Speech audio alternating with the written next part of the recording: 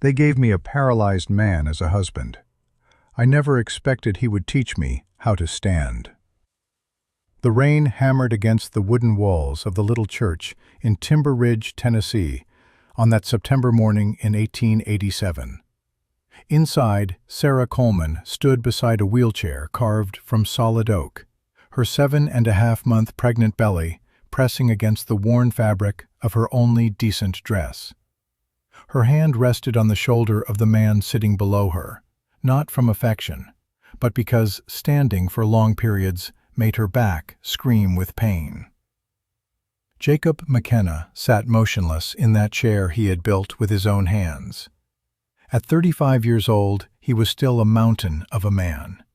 His shoulders were broad as an axe handle, his arms thick with the kind of muscle that came from years of felling trees in the Smoky Mountains. His beard was dark and full, hanging halfway down his chest. His hair, equally dark, touched his shoulders. His hands, resting on the wooden armrests, were massive things, calloused and scarred from a lifetime of hard labor. But his legs, hidden beneath a wool blanket, hung useless. Around his waist, he wore a wide leather belt. Attached to it was a hunting knife in a worn sheath and a coil of rope, the tools of a woodsman, the symbols of who he had been before a falling tree had crushed his spine 6 months earlier. Pastor Ezra Whitfield stood before them, his weathered face kind but solemn. He was 62 years old and had married more couples than he could count, but never two people quite like these. A widow, 8 months pregnant with another man's child. A crippled logger who most folks thought would never provide for anyone again. "Do you, Jacob McKenna, take this woman to be your lawfully wedded wife?" Jacob's voice came low and steady, like distant thunder in the mountains. "I may not stand, but I keep my word. I do." Sarah looked down at him, and for the first time since her husband Daniel had died in the same logging accident that had broken Jacob, she felt something other than despair. She did not see the wheelchair. She saw the steady brown eyes looking up at her, eyes that had seen pain and survived it. "Do you, Sarah Coleman, take this man to be your lawfully wedded husband?" "I do." The ring Jacob slipped onto her finger was simple silver, slightly too large. His enormous hands moved with surprising gentleness as he guided it into place. Sarah bent down, and their lips met briefly, awkwardly. She tasted rain and wood smoke. He smelled of pine and leather. The 30 people gathered in the small church applauded quietly. It was not the joyous celebration of a love match. It was the respectful acknowledgement of two people doing what needed to be done to survive. Outside, Jacob's modified wagon waited in the rain. He had designed it himself in the months after his injury. The reins were attached to a hand-operated steering mechanism. Where his legs could no longer work the brake, his powerful arms controlled everything. He transferred himself from the wheelchair to the wagon seat with practiced efficiency, muscles bunching and flexing beneath his shirt. Sarah climbed up beside him, moving carefully with her swollen belly. Behind them, on a second horse, rode Caleb Morrison, Sarah's 16-year-old nephew. The boy's father, Daniel, had been Sarah's husband. Now the orphaned teenager was part of this strange new family that none of them had chosen. "How far up this mountain?" Sarah asked as the wagon began to climb the narrow trail leading away from town. "Far enough.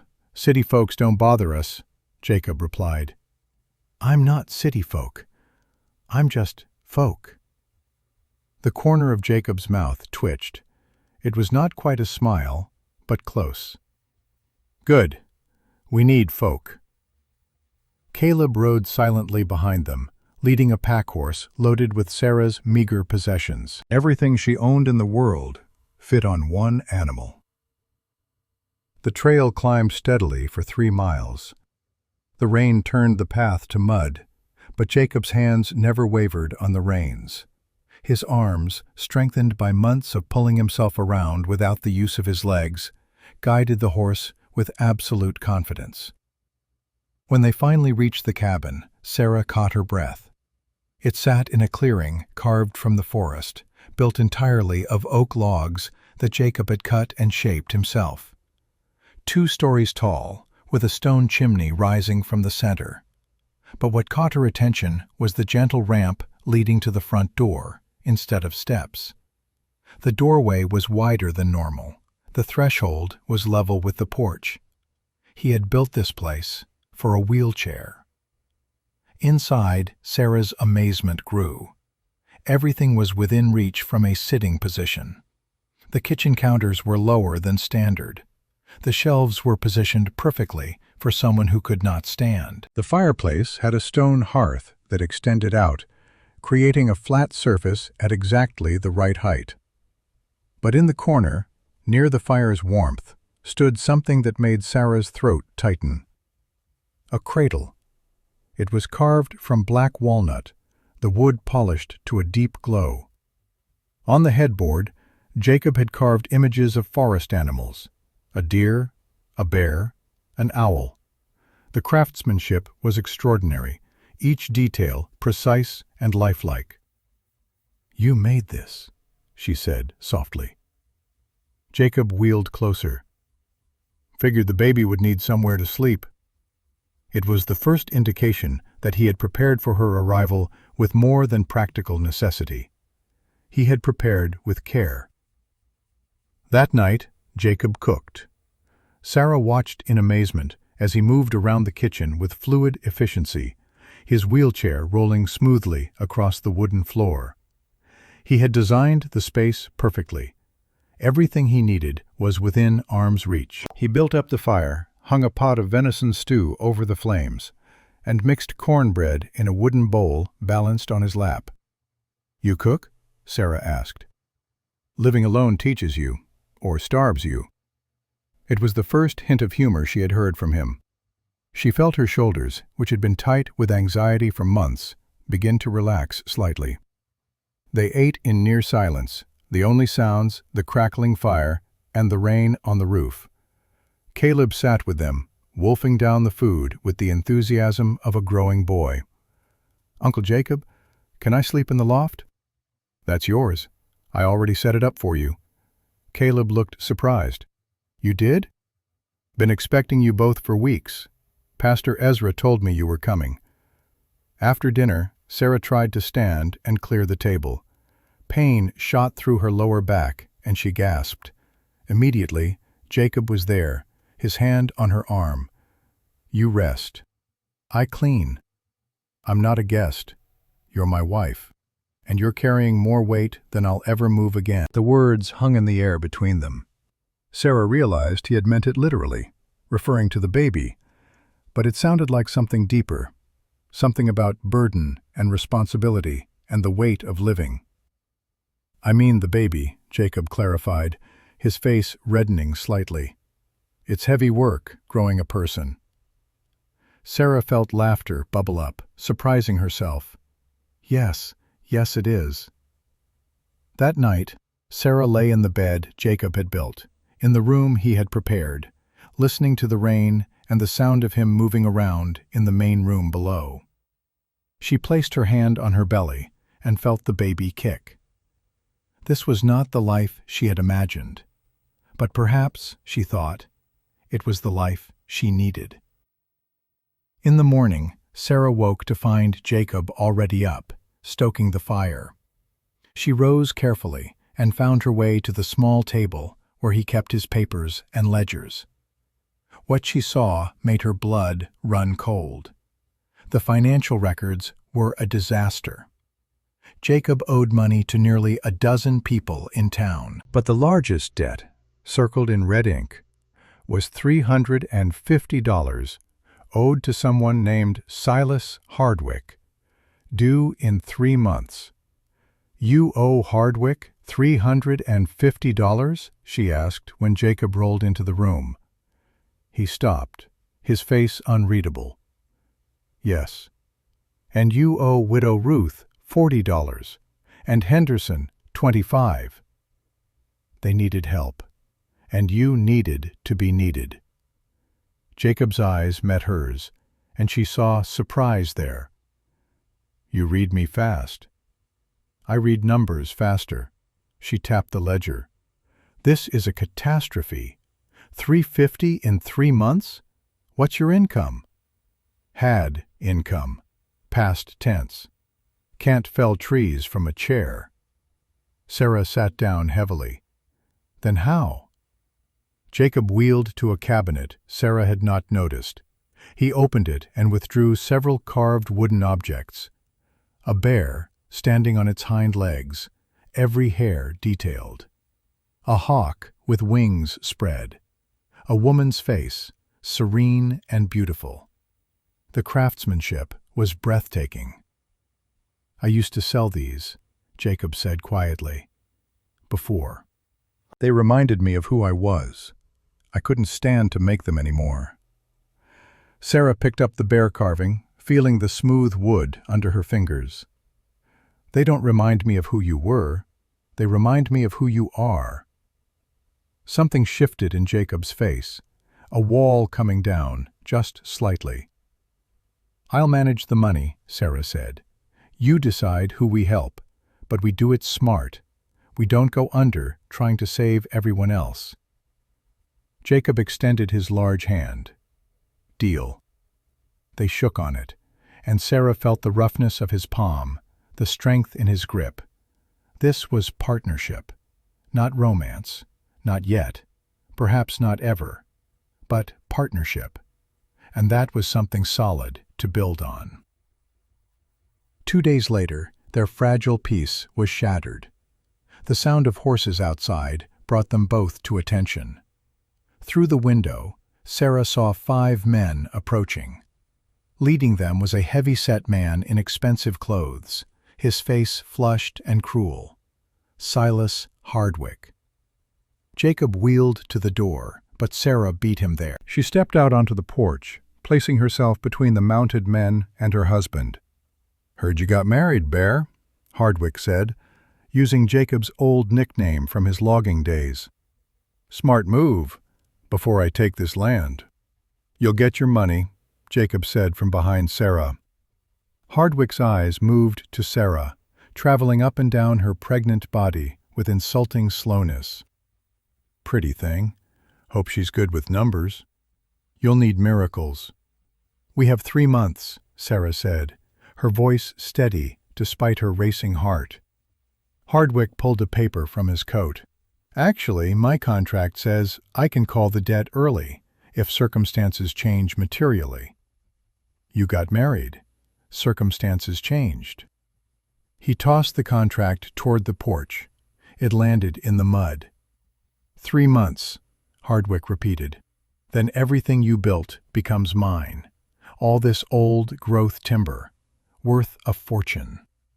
He turned his horse, and the men followed, their laughter floating back through the rain. Sarah bent awkwardly to retrieve the muddy contract. Back inside, she spread it on the table and read, her finger tracing the cramped legal language. "He's right," she said finally. "This clause lets him call the debt if your situation changes substantially." Jacob's hands gripped his wheelchair arms. "I signed that when I was whole. Didn't think I'd need to worry about getting married while crippled." Sarah looked at him. "We fight this legally, and we find a way to make that money." "How?" Jacob's voice was bitter. "I can't work." "No," Sarah said, "but your hands can. Those carvings, we sell them. We find customers. We build something." Jacob stared at her, and Sarah saw something ignite in his eyes. Not hope, not yet, but something close, the refusal to surrender. The next morning, Caleb rode down to town and returned with widow Ruth Blackwell. The 55-year-old woman ran a basket-making business and had known Jacob since he was a boy. "I need skilled work," she said without preamble, settling into the chair across from Jacob. "My hands are getting too arthritic for the fine details. I heard you're carving again." Jacob showed her his work. Ruth examined each piece with the eye of a professional craftswoman. "Best work I've seen in 20 years, she said. "I'll pay you 30% of sale price to finish my basket handles and decorative elements." 40%, Sarah interjected, "and you provide materials." Ruth's eyes snapped to Sarah, then back to Jacob. "She deals?" "She deals," Jacob confirmed. Ruth's face split into a grin. 40%. You've got yourself a partnership, Bear." After she left, Sarah turned to Jacob. "When you can't stand alone, you build with others." Jacob looked at her, really looked at her, for the first time since their wedding. "You're going to save this place, aren't you?" "We are," Sarah corrected. "Together." Outside, the rain continued to fall. But inside the cabin on the mountain, something was beginning to grow. Not love, not yet, but something equally important: hope. The work began before dawn. For 2 weeks, the cabin filled with the smell of fresh cut wood and the sound of Jacob's carving tools biting into oak and walnut. Sarah sat beside him, weaving thin strips of willow into the basket frames, while he carved handles decorated with vines and leaves. Caleb ranged through the forest, gathering the materials they needed. The rhythm became their language. Jacob's hands moved with a precision that seemed impossible for their size. Each stroke of the knife revealed something hidden in the wood. A curl of bark became a rose petal. A knot became an owl's eye. Sarah watched him work and understood that this was more than craft. This was how Jacob spoke when words failed him. By the end of the second week, they had completed 5 baskets. Widow Ruth arrived to collect them, running her weathered fingers over Jacob's carved handles with something close to reverence. "Best craftsmanship I've seen in 30 years, she murmured. "I can sell these in Knoxville for triple what I'd get for my regular work." She counted out $60 in gold coins. Real money. The first income Jacob had earned since the accident. Sarah immediately recorded it in the ledger. 60 toward 350. We need more orders. Within days, word spread through Timber Ridge. The crippled logger was making art. People came to see for themselves, drawn by curiosity, and stayed because of beauty. A hotel in Charleston ordered 50 picnic baskets for their guests. The payment would be $300, enough to clear the debt to Hardwick with money to spare, but physically impossible for one man to complete in 6 weeks. "We need help," Sarah said. Jacob's jaw tightened. "I don't take charity." "It's not charity. It's business. You pay them for their labor." The words hung between them. Finally, Jacob nodded. His pride was bending, slowly, to necessity. They hired 3 young men from town to help with the rough work. Jacob designed the pieces and carved the detailed elements. The others assembled and finished. It was a system. It was working. Then the letter arrived. The mail courier from Knoxville brought it on a cold October morning. The envelope was thick, expensive paper. The return address read, Dr. Marcus Henley, Pittsburgh, Pennsylvania. Inside was a photograph. Sarah found it while sorting the mail. The image showed Jacob standing tall beside a massive fallen tree, an axe over his shoulder. His legs were strong and straight. His stance was confident. On the back, someone had written the date, July 1885, 2 years ago. But it was the letter tucked behind the photograph that made Sarah's hands shake. Mr. McKenna, it read. My experimental treatment showed 70% recovery potential 4 months post-injury. Patients with your specific spinal compression often regain significant function with continued therapy. You left treatment after only 6 weeks. The sensation you reported in your lower extremities should continue to improve. Why did you stop? Please return for assessment at your earliest convenience. Sarah read it 3 times. Then she walked outside to where Jacob was working in his small barn workshop. You can feel your legs? Jacob's hands froze on the piece of wood he was carving. He did not turn around. Sometimes. You can feel them, and you're still in that chair? Now he turned. His face was a mask of pain and something else. Shame, perhaps, or fear. Sarah, it's not that simple. Then make it simple. She thrust the letter at him. This doctor says you could walk, that you were getting better. Why did you stop treatment? Jacob took the letter. His huge hands made the paper look fragile. Because I was terrified. The words came out quietly, but they hit Sarah like a physical blow. Of what? Of walking? Of hoping. Jacob's voice roughened. You don't understand. For 3 months after the accident, I had nothing. No feeling, no movement, nothing below my waist. Then Dr. Henley tried his electrical therapy, and I started to feel things. Pinpricks, warmth, then actual sensation. He paused, his throat working. For 2 weeks, I let myself believe I'd be whole again, that I'd go back to being Bear McKenna, the man who could fell a tree faster than anyone, the man who had everything. What happened? Progress stopped. For a week, nothing changed. I couldn't make my legs move no matter how hard I tried, and I realized something. What? That I couldn't survive hoping and failing again. So I left, came back here, told everyone I was permanently paralyzed, built my life around this chair. Because a cage you choose is better than a cage you fight and lose to. Sarah sat down heavily on a workbench. The baby kicked inside her, as if responding to her churning emotions. So you chose this. You chose to stay broken. I chose to stop hurting. And you let me marry you, thinking you had no choice, thinking you were helpless. Jacob flinched as if she had struck him. I never said I was helpless. You never said you could get better.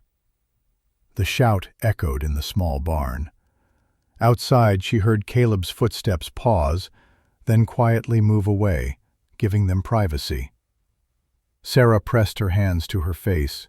She wanted to scream, to rage, to demand why he had not been honest. But beneath the anger was something else, understanding. She lowered her hands. If there was a chance, even a small one, that you could walk again, would you take it?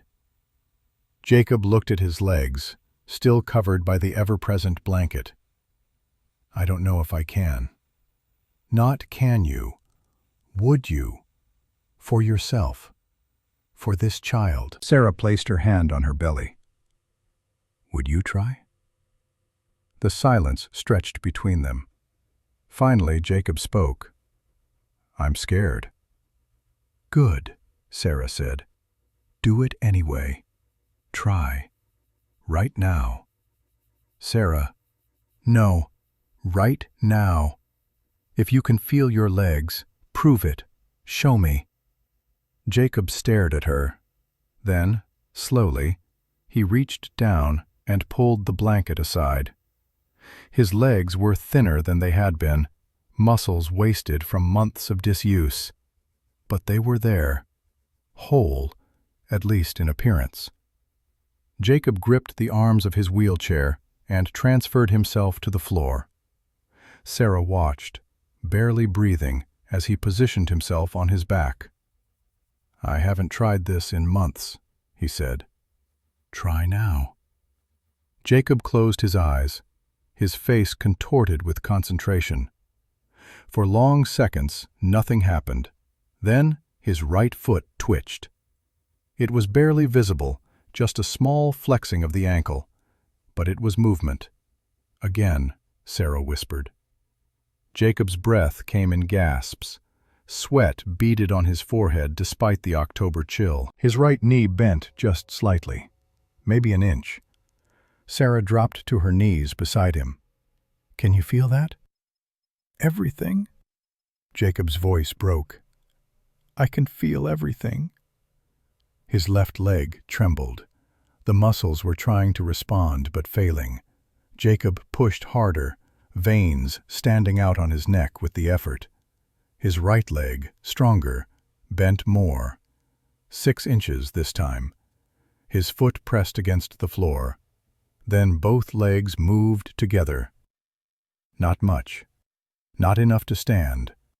But enough to prove that the connection was there, that the nerves were firing, that the impossible might not be impossible after all.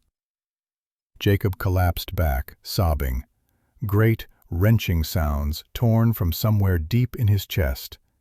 Sarah gathered him to her as best she could, her pregnant belly awkward between them. "You felt it," she said into his hair. "You moved them. But what if it doesn't get better? What if this is all I ever get back?" "Then we deal with that. But at least you tried." They stayed there on the barn floor for a long time. Outside, the October sun climbed higher. Inside, 2 people who had married as strangers held each other and cried for different reasons. Jacob for fear, Sarah for hope. When they finally pulled apart, Sarah helped Jacob back into his chair. His face was red and puffy, his eyes swollen. He looked vulnerable in a way she had never seen. "We don't tell anyone yet," he said. "Not until I know what's possible." "Agreed. But you keep trying. Every day." "Every day," he promised. That evening, as Sarah prepared dinner and Jacob carved by the fire, a shadow appeared in the doorway. Cherokee Joe stepped inside without knocking. The 70-year-old Cherokee man moved with the quiet grace of someone who had spent his entire life in these mountains. His face was weathered as old leather, his hair white as snow. He had lived alone in the deep forest for as long as anyone could remember. "Mountain speaks," he said without preamble. "Says storm coming." "Weather storm?" Sarah asked. Joe's dark eyes moved between her and Jacob. "All kinds of storms." He crossed to Sarah and placed a small leather pouch in her hands. "Herbs. For strength. Baby comes soon. You need power." "Thank you," Sarah said. Joe turned to Jacob. "You trying to walk again?" It was not a question. Jacob nodded slowly. "Good. But remember, mountain doesn't judge how you climb, only that you reach the top." "How did you know?" Sarah asked. Joe smiled, revealing gaps where teeth had been. "Forest talks. Trees remember when you were strong. They don't care about chair. They care about heart." He left as quietly as he had arrived, disappearing into the gathering dusk. That night, Jacob tried again. With Sarah watching, he lowered himself to the floor and spent 30 minutes working his legs. The right one was definitely responding. He could bend the knee, flex the foot, even lift it a few inches off the ground. The left was weaker, but showed flickers of movement. Progress. Slow, painful, but real. Over the next week, Jacob worked his legs every morning before dawn. Sarah watched his face during these sessions. The concentration, the frustration, the tiny victories when a muscle obeyed or a joint bent further than before. The basket orders continued. Money accumulated in their strongbox. They were going to make it. They were going to pay Hardwick and keep the land. Then Silas Hardwick returned. He brought 4 men this time, all armed. They rode up the mountain trail in the late afternoon, their horses' hooves loud on the rocky path. Jacob and Sarah were working in the yard when they arrived. Caleb was in town buying supplies. "Heard you're making good money, Bear," Hardwick called from his saddle. "Real good money. Thought I'd collect early." "We have 2 months left on the contract," Jacob said. Hardwick dismounted, his considerable weight making the horse snort with relief. He pulled a paper from his coat. "Contract says I can call the debt if circumstances change materially." His smile was oily. "You got married. You started a business. I'd say circumstances changed." Sarah stepped forward. "That clause requires proof of inability to pay. We're current on our timeline." Hardwick's eyes narrowed. "You read legal language?" "I read everything." "Well, ain't you educated?" Hardwick's voice dripped contempt. "Tell you what, though, Judge Morrison is a friend of mine, and he'll see things my way when I explain how a cripple and a pregnant woman can't possibly manage a working timber claim." "This isn't a timber claim anymore," Jacob said. "It's a home and a workshop. Different use entirely." Hardwick's face reddened. "Don't lawyer at me, boy. I've got 4 witnesses here that'll swear you're operating a commercial enterprise on residential land. That's breach of zoning. I can get this place condemned." He stepped closer to Sarah. "Storm's coming, girl. Real storm. Be a shame if this cabin had trouble. If something happened to your workshop. Accidents occur in bad weather." The threat was unmistakable. Sarah felt rage building in her chest, hot and dangerous. "Get off our land," she said quietly. "Or what? You'll have your cripple husband fight me?" Jacob's hands gripped his wheelchair arms so hard the wood creaked. But he stayed seated, stayed calm. "Marshal Pritchard will hear about this threat." Hardwick laughed. "Cole Pritchard? He's on my payroll, sweetheart. Everyone is." He remounted his horse. 2 months. Then I take everything. And if you try to fight me, you'll learn real quick who owns this town." The riders left, their laughter floating back through the trees. Sarah turned to Jacob. Her hands were shaking with fury and fear. "We need help. Real help. We can't fight him alone." Jacob nodded slowly. "Tomorrow, we go to town. We talk to everyone he's threatened. Because I guarantee we're not the only ones." That night, Sarah lay in bed, listening to Jacob work his legs in the room below. She heard his grunts of effort, his gasps of pain. She placed her hand on her swollen belly and felt the baby's strong kicks. 2 fights at once. The fight for their land, and the fight for Jacob's legs. She did not know if they could win either battle, but she knew one thing with absolute certainty. They would not surrender without trying. Outside, the wind began to pick up. In the distance, thunder rumbled. Cherokee Joe's storm was coming. All kinds of storms. The town meeting happened 3 days later in the small church where Jacob and Sarah had married. Pastor Ezra Whitfield stood at the front, his weathered face grave as he looked out at the 40 souls gathered in the pews. The October rain drummed steadily on the roof, a constant reminder of the weather that had been building for weeks. Sarah sat in the front row, her pregnant belly making the wooden pew uncomfortable. Jacob was beside her in his wheelchair, his massive shoulders tense.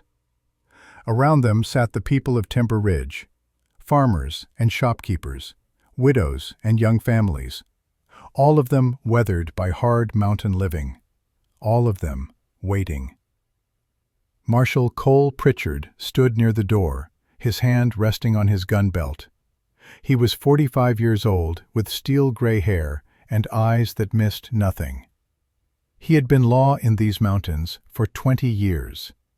"Folks asked for this meeting," Pastor Ezra began, "so let's hear what needs saying." Sarah stood, placing one hand on the pew back for balance. Her voice carried clearly through the small space. "Silas Hardwick wants my husband's land, not because of the debt, because of the timber. Old-growth oak and walnut worth thousands of dollars." She paused, looking around the room. "He threatened us, said accidents happen in storms, said he owns the judge and the marshal." Several people shifted uncomfortably. Marshal Pritchard's jaw tightened, but he said nothing. "I want to know something," Sarah continued. "Who else here owes Hardwick money?" The silence stretched. Then, slowly, hands began to rise. Widow Ruth raised hers first, then Henderson, the farmer whose land bordered the McKennas, then more, one after another, until 15 hands were in the air. 15 families, a third of everyone present. "He loaned me money to rebuild my barn after the fire," Henderson said quietly, "then raised the interest rate twice. Now I owe more than the original loan." "He bought my husband's equipment after he died," Widow Ruth added. "Paid half what it was worth, said, 'Take it or get nothing.'" More stories spilled out. Loans called early. Interest rates changed without notice. Threats of legal action. Witnesses who disappeared before trials.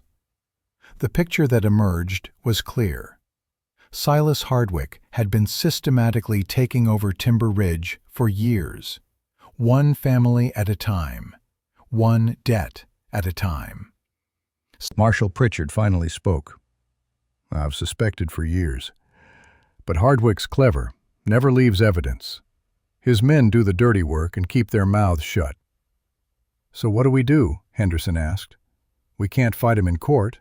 He owns the judge." "We fight him together," Jacob said. Every head turned toward him. It was the first time he had spoken. His voice was low, but it carried power. "Alone, we're nothing to him. Together, we're the whole town.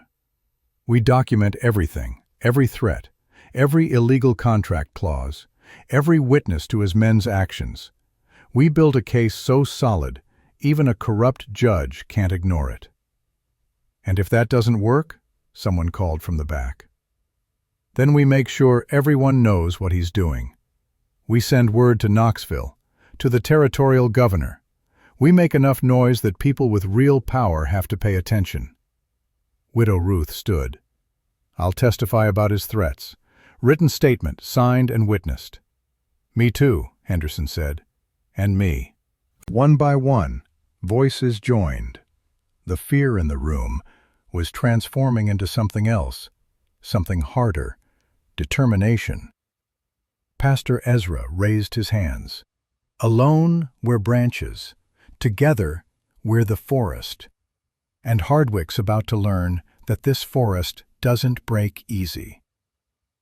The meeting ended with plans made, documents to be gathered, testimonies to be written, a delegation to ride to Knoxville with their case. As people filed out into the rain, Marshal Pritchard approached Jacob and Sarah. "I'll keep watch on your place. But you should know, Hardwick's getting desperate. Desperate men do stupid things." "We'll be ready," Jacob said. That night, back at the cabin, Sarah sat by the fire while Jacob worked at his carving. The basket orders were almost complete. They were 3 days from having enough money to pay off Hardwick entirely. But money might not be enough anymore. Not if Hardwick decided to take what he wanted, by force. "You should rest," Jacob said, noticing Sarah rubbing her lower back. "Can't. Baby won't let me get comfortable." "How long?" "Dr. Brennan says 2 weeks, maybe 3. Jacob set down his carving tools. "Sarah, if something happens, if Hardwick comes here when I'm not ready to fight—" She cut him off. "You're ready now. You've always been ready. The chair doesn't change that." His eyes met hers across the firelight. In the 6 weeks since their marriage, something had shifted between them. It was not love, not yet, but it was trust and respect, and a partnership forged in crisis. "I've been trying," he said quietly. "Every morning. My right leg is getting stronger. I can push myself up now, hold my weight for almost a minute." "That's wonderful. But it's not enough. Not to stand and fight. Not to protect you if men come with guns." Sarah leaned forward. "Listen to me. Protection doesn't mean fighting. It means being smart. And you're the smartest man I know." Before Jacob could respond, Caleb burst through the door. His face was pale, rain streaming from his hair. "Riders," he gasped, "coming up the trail. At least 6 of them." Jacob moved fast. He wheeled to the window and peered through the shutters. In the fading light, he could see mounted men approaching. Leading them was Silas Hardwick's massive form. "Get Sarah to the loft," Jacob told Caleb. "Now." "I'm not hiding," Sarah protested. "You're 8 months pregnant. You're hiding." Jacob's voice left no room for argument. Caleb helped Sarah up the ladder to the loft. Below, Jacob positioned his wheelchair near the door. He pulled the hunting knife from his belt and laid it across his lap. Not to use, but to show he was not defenseless. The riders stopped outside. Jacob heard Hardwick's voice, loud and mocking. "McKenna, come out here, boy." Jacob opened the door but did not cross the threshold.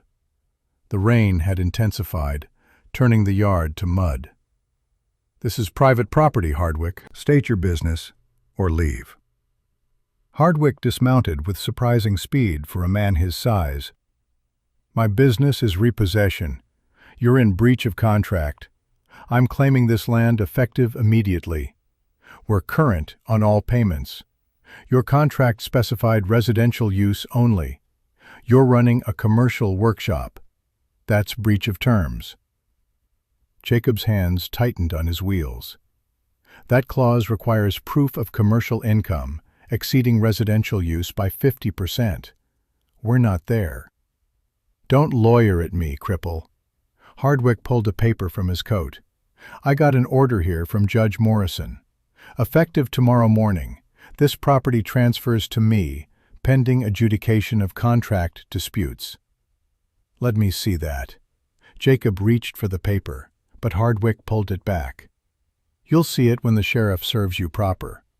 I'm just here as a courtesy, to offer you a deal." "What deal?" "Sign over the property tonight. Peaceful-like. I'll forgive the debt and give you $1,000 to relocate. Your wife and boy, too. Clean start somewhere else." The offer was almost tempting. $1,000 was real money, enough to start over, enough to avoid the fight that was coming. But it would mean losing the home Jacob had built with his own hands, losing the workshop where he had found purpose again, losing everything he had created from the ashes of his old life. "No deal," Jacob said. Hardwick's face darkened. "You're making a mistake, boy. Big storm coming. Flooding expected. Lots of things can happen in a flood. Property gets damaged. People get hurt. Accidents happen. That's a threat. That's a warning." Hardwick remounted his horse. "You got until morning to reconsider. After that, we do this the hard way." The riders left, disappearing into the rain and gathering darkness. Sarah climbed down from the loft, moving carefully. He's going to come back. I know. What do we do? Jacob wheeled to the cabinet where he kept his rifle. We get ready, and we get word to Marshal Pritchard. Caleb was already moving toward the door. I'll ride to town. Be back in 2 hours. Be careful. And boy? Caleb turned. Ride hard. We don't have much time. After Caleb left, Sarah helped Jacob check their defenses. The cabin was solid, built to withstand mountain winters. The doors were thick oak with iron reinforcements. The windows had shutters that could be barred from inside. But Jacob knew that determined men with fire could burn them out, or wait for them to run out of food and water. A siege was not something they could win, unless help arrived first. The rain intensified through the night. By morning, the small creek that ran past their property had swollen to twice its normal size. The sky was dark gray, heavy with more rain to come. Caleb returned at dawn with news. Marshal Pritchard is gathering men. 20 volunteers said they'd ride up here if trouble starts. But Hardwick's got the legal paper. Pritchard can't stop him from serving it. When will he come? Noon. Pritchard said Hardwick will bring the sheriff and serve you official, then give you till sunset to vacate. 6 hours, Sarah said. 6 hours to pack our lives and leave. Jacob's face was stone. We're not leaving.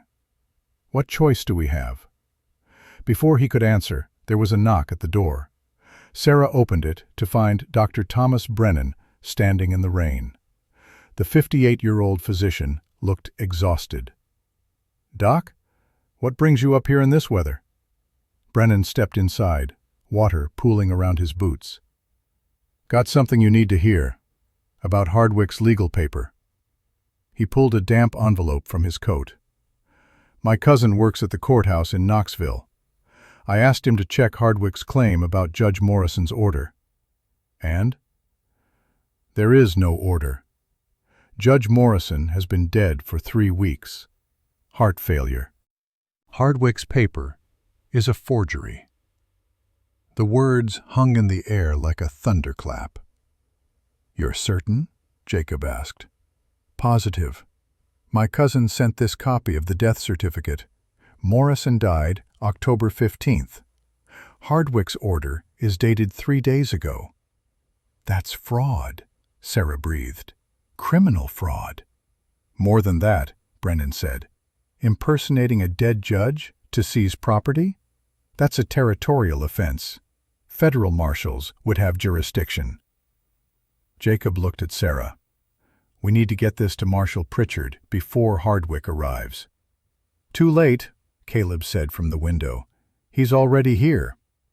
Outside, at least a dozen riders were approaching through the rain. Leading them was Hardwick, his bulk unmistakable. Beside him rode a man wearing a sheriff's star. Everyone stay calm, Jacob said. Let me handle this. The riders stopped in the yard. Hardwick dismounted along with the sheriff, a thin man with a nervous manner. Jacob McKenna, the sheriff called. I have an order here for repossession of this property, pending settlement of contractual disputes. May I see the order? The sheriff handed over a rain-dampened document. Jacob read it carefully, noting the signature at the bottom. Judge Morrison's name in flowing script. This order was signed by Judge Morrison? That's right. When? 4 days ago, October 23rd. Jacob looked up at Hardwick. Funny thing about that. Judge Morrison died on October 15th, 8 days before he supposedly signed this paper. The sheriff's face went pale. What? Dr. Brennan stepped forward, holding up the death certificate. Official record from Knoxville Courthouse. Judge Morrison has been dead for 3 weeks. The sheriff snatched the certificate, his hands shaking as he read it. His eyes moved from the paper to Hardwick and back again. Silas, what is this? Hardwick's face had gone purple with rage. "That's a forgery. They're trying to trick you." Marshal Cole Pritchard chose that moment to arrive, leading a group of 20 armed men from town. His horse splashed through the swollen creek, water spraying. "No forgery, Silas," Pritchard called. "I rode to Knoxville myself this morning, confirmed the judge's death with my own eyes, saw his grave, fresh dirt and all." He dismounted and walked directly to Hardwick. "Which means this order is fake. Which means you just committed fraud against a federal officer." He gestured to the sheriff. "That's territorial prison, Silas. 5 to 10 years. Hardwick's eyes darted around, looking for escape. His men, seeing the 20 townspeople arrayed against them, were already backing their horses away. "I didn't know," Hardwick sputtered. "My lawyer must have made a mistake." "Your lawyer?" Pritchard smiled coldly. "You don't have a lawyer, Silas. Everyone knows you write your own papers." He pulled out manacles. "Silas Hardwick, you're under arrest for fraud, forgery, and conspiracy to seize property through false documents." As Pritchard secured the cuffs, Henderson stepped forward from the group of townspeople. "While you're arresting him, Marshal, you should know he tried to burn my barn last month. I got witnesses. His men were seen leaving right before the fire started. And he's been threatening people for years," Widow Ruth added. "I got a list of names. Folks will testify." One by one, the townspeople spoke up. Years of intimidation and threats spilled out. Hardwick's empire of fear collapsed in minutes. "Looks like you'll be facing multiple charges," Pritchard said. "Might be 10 to 20 years instead of 5 to 10. Hardwick's face crumpled. He looked at Jacob, and for a moment, something like pleading showed in his eyes. "I needed that timber. I'm in debt myself. Chicago investors. If I don't deliver, they'll kill me." "Should have thought of that before you started threatening pregnant women and crippled men," Jacob said quietly. As Pritchard led Hardwick away, the townspeople erupted in cheers. Henderson clapped Jacob on the shoulder. Sarah found herself embraced by Widow Ruth. But the celebration was cut short by a shout from one of the men watching the creek. "Water's rising! Fast!" Everyone turned to look. The creek, already swollen, was climbing its banks with alarming speed. As they watched, it spilled over and began spreading across the lower pasture. Cherokee Joe had been right. The storm was here, and it was going to be worse than anyone imagined. The rain that had been falling for 3 days became something else entirely. It came down in sheets, turning the world gray and formless. The creek that ran past Jacob's cabin transformed from a gentle stream into a churning brown torrent within an hour. Trees that had stood for 100 years bent under the weight of water. The mountains themselves seemed to weep. Marshal Pritchard secured Hardwick to a tree near the cabin, unwilling to risk the flooded trail back to town. The 20 townspeople who had ridden up to support Jacob now found themselves trapped on the high ground around his property. "We need to get word to the families below," Henderson shouted over the roar of water. "My place is right on the creek bank. My wife and kids are there alone." "Mine too," another man called. "The Kowalski farm. They'll be cut off." Jacob wheeled to the edge of his porch, studying the swollen waterway. His mind, trained by years of reading the mountains, saw what others missed. The water was not just rising, it was moving wrong, too fast, too angry. "Something's feeding this upstream," he said. "More than rain." "What do you mean?" Pritchard asked. Jacob pointed toward the higher peaks. "There's an earthen dam up at Copper Creek, built 20 years ago to create a mill pond. If this rain has saturated that dam wall..." He did not need to finish. Everyone understood. If the dam broke, a wall of water would come down the valley. Everything in its path would be destroyed. "How long do we have?" Sarah asked from the doorway. "If the dam holds?" "Days." "If it fails?" Jacob shook his head. "Minutes after we hear it break." "Then we need to get everyone to high ground now," Pritchard said. "How many families are in the valley?" Jacob closed his eyes, picturing the scattered homesteads, the Bennett place, Kowalski's, the Hendersons, old widow Patterson, the schoolhouse where teacher Mary lived with her 6 boarding students. At least 40 people, maybe more. Can we reach them all? Not on horseback. Water's too high and moving too fast.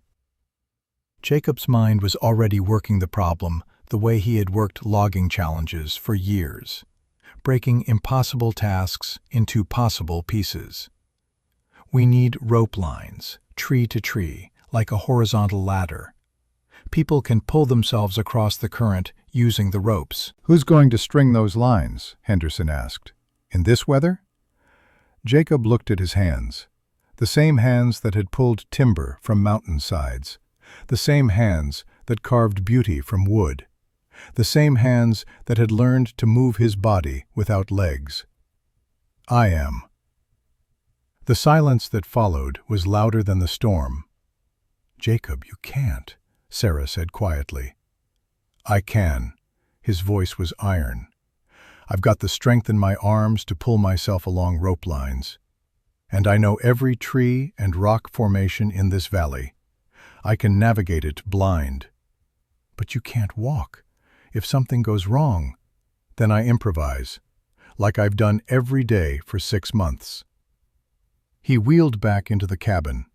From a storage chest, he pulled out the equipment of his old life. Coils of climbing rope, carabiners and pulleys, a harness designed for men working in trees. "Caleb," he called, "gather every bit of rope we have, from the workshop too, and those young men who've been helping with the baskets. I need them." Within minutes, Jacob had assembled a crew. 4 young men, strong and willing. Caleb to coordinate. Henderson, who knew the valley almost as well as Jacob did. "Here's how we do this," Jacob said, spreading a crude map on the floor. He had drawn it from memory, marking every cabin and landmark. "We start here. Run a line to the big oak by Bennett's place. From there to the cottonwood near the Kowalskis. Then across to high ground near the church." "It's half a mile of rope line," Henderson protested, "through flooded forest." "Then we better get started." Jacob transferred himself from wheelchair to the makeshift raft he designed on the spot. 4 logs lashed together with crossbeams. In the center, a platform just large enough for him to sit, handles on each side for the other men to grip. The theory was simple. The execution was madness. They launched at the creek's edge. The current grabbed them immediately, trying to sweep them downstream. But Jacob had rigged guide ropes to trees on both banks. The men held tight, pulling the raft across the flow inch by inch. Jacob's upper body did the work his legs could not. Hand over hand on the ropes, arms that had been strengthened by months of wheelchair use, now pulling with the force of a man who refused to drown. The Bennett place came into view through the rain. The family house stood on a slight rise, water already lapping at the porch steps. Jacob could see faces in the window. 4 children and their parents, terrified. "Tie off here," Jacob commanded.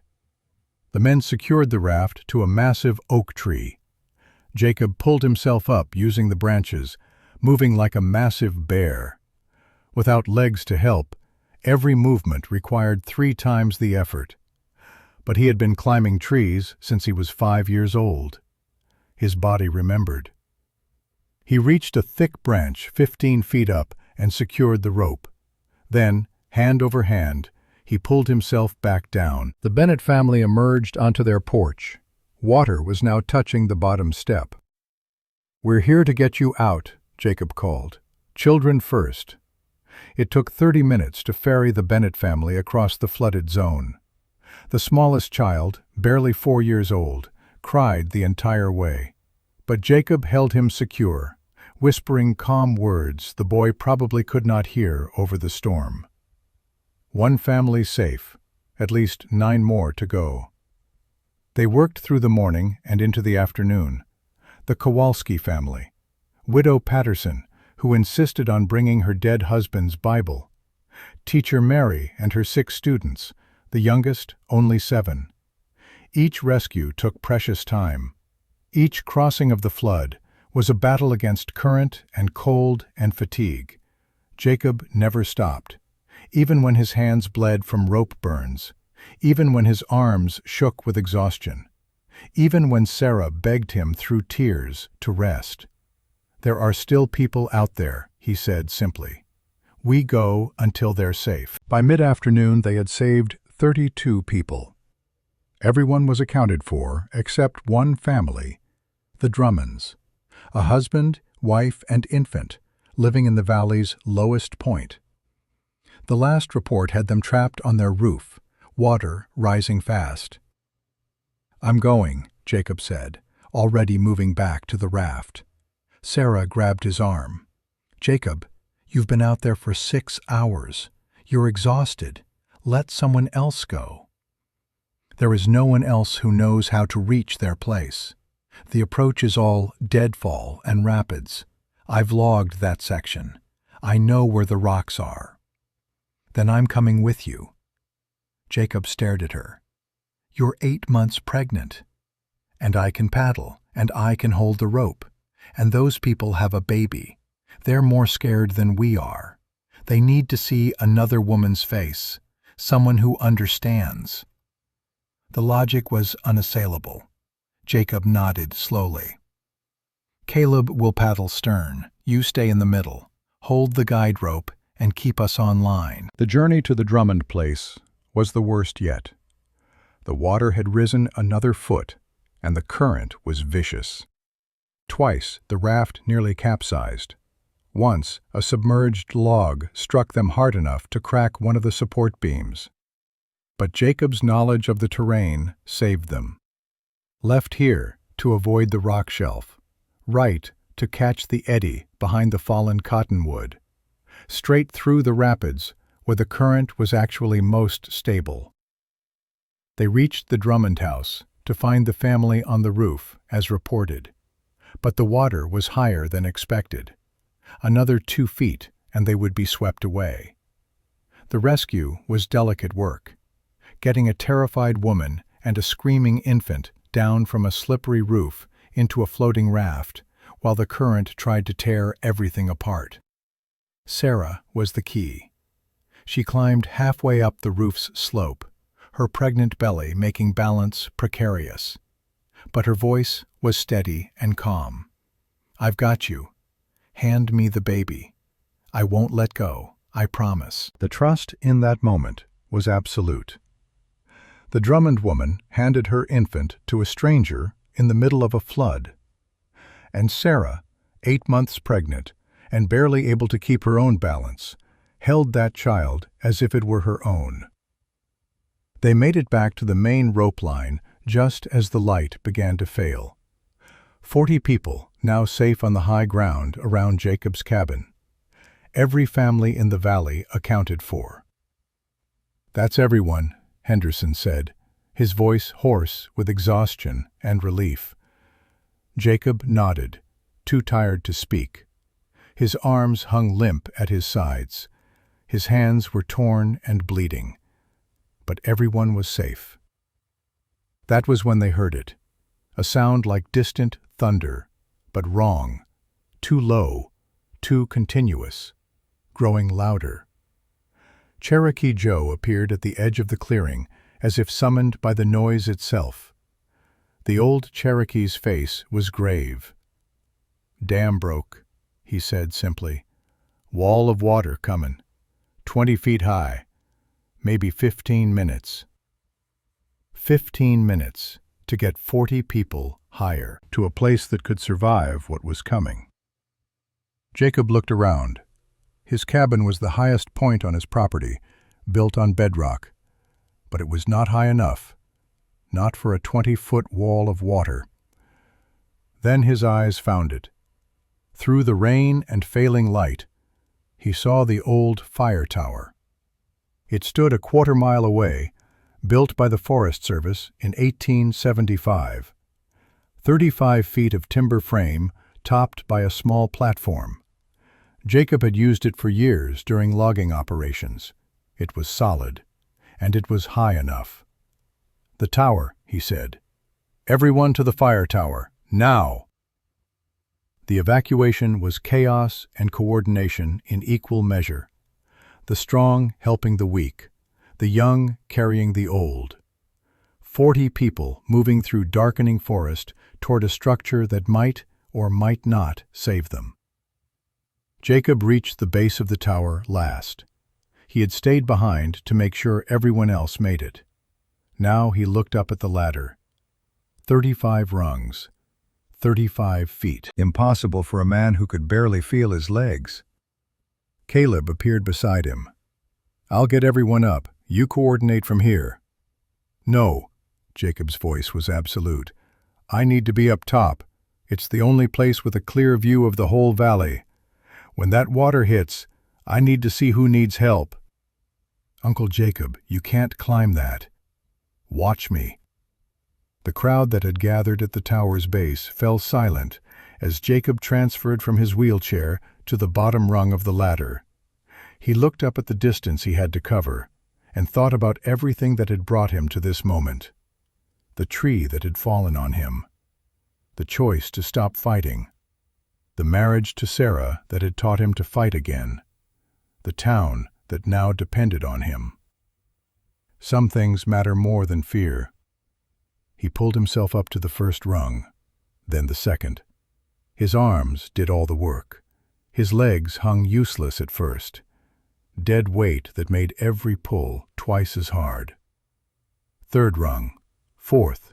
Below him, 40 people watched in absolute silence. The only sounds were the rain and Jacob's breathing and the distant roar of approaching water. Fifth rung.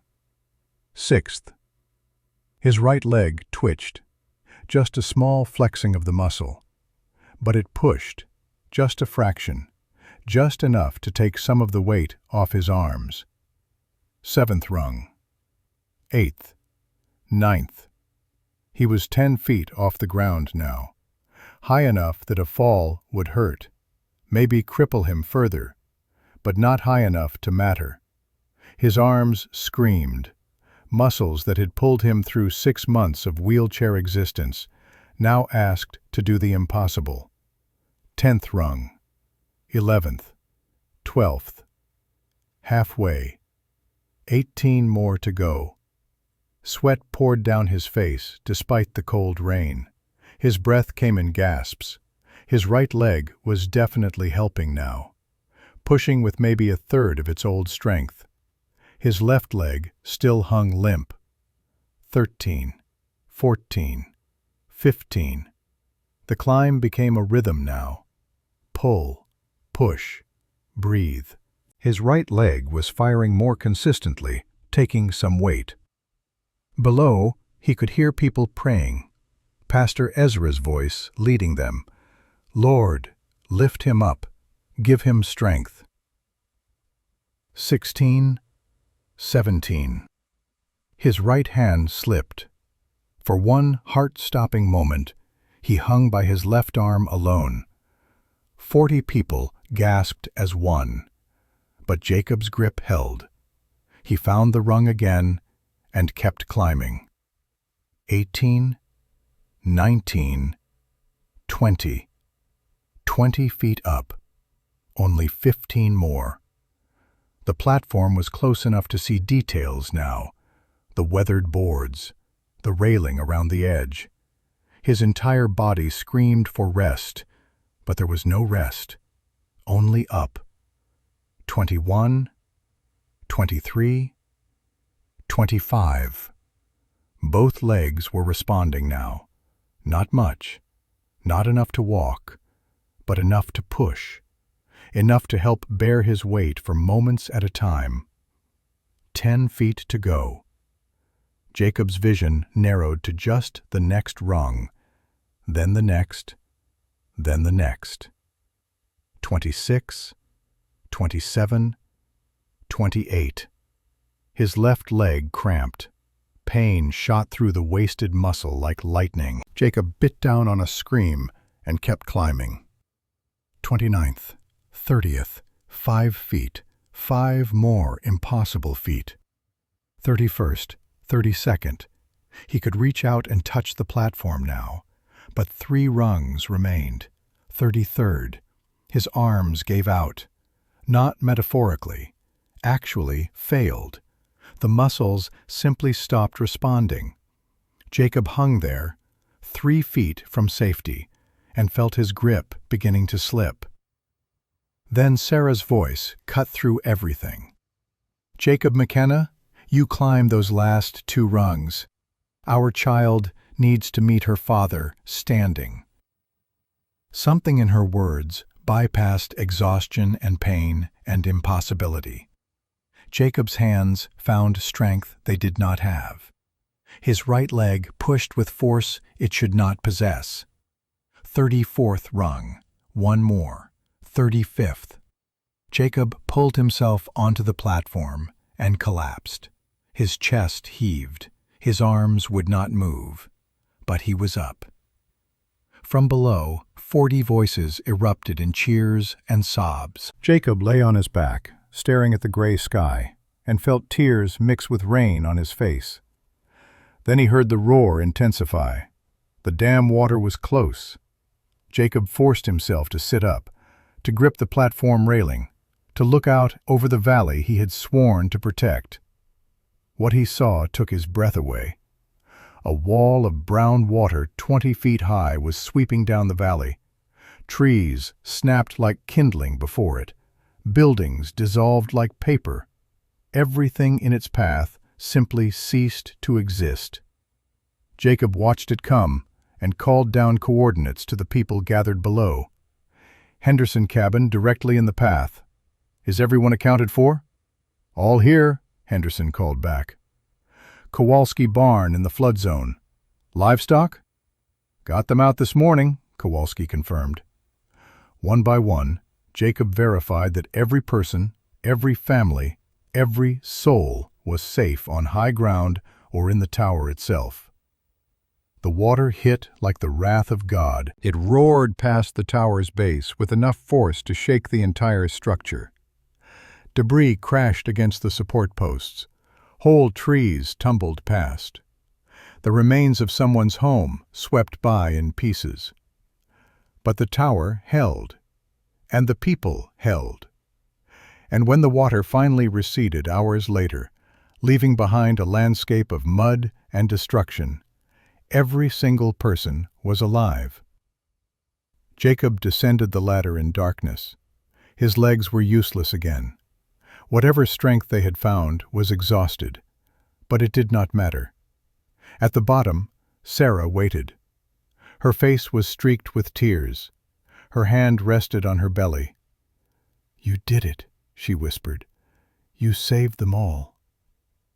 "We did it," Jacob corrected. "All of us." Then Sarah gasped, not in fear, in surprise. She grabbed Jacob's hand and pressed it to her swollen belly.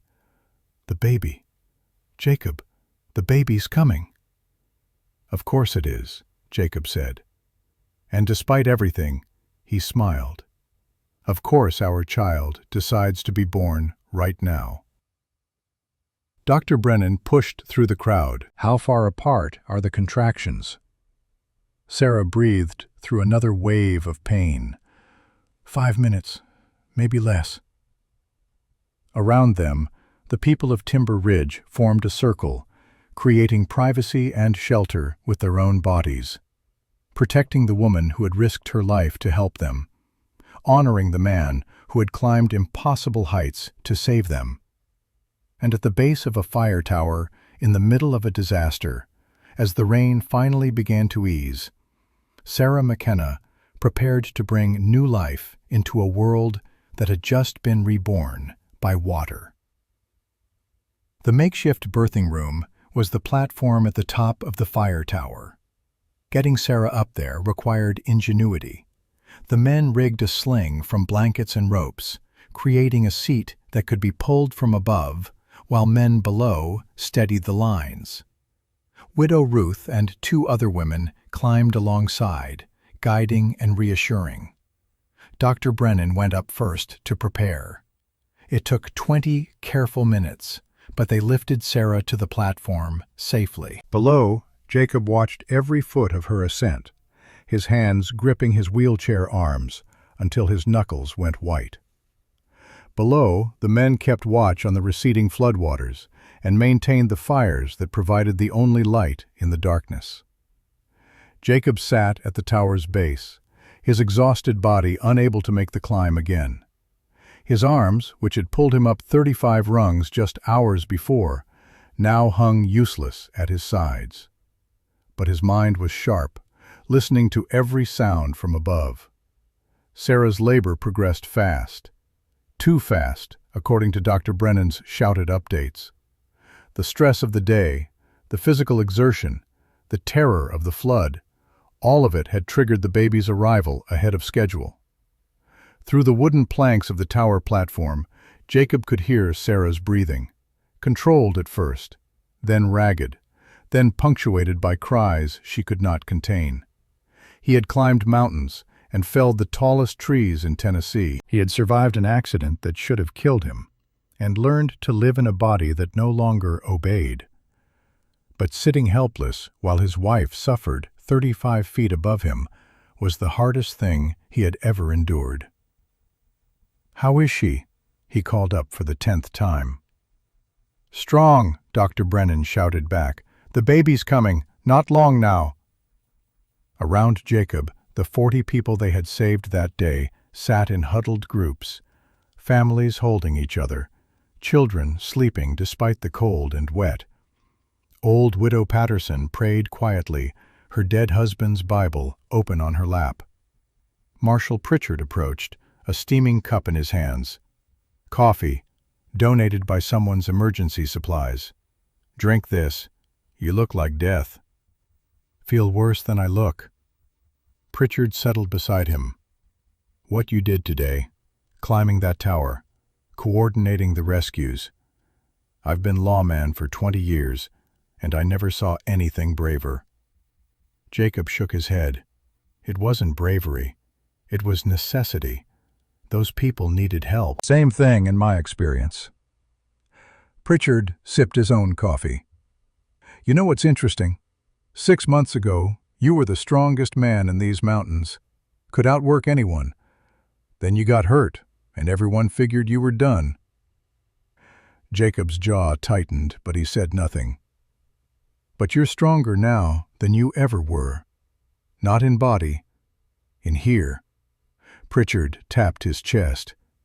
"That's the strength that matters. The kind that doesn't quit when things get hard."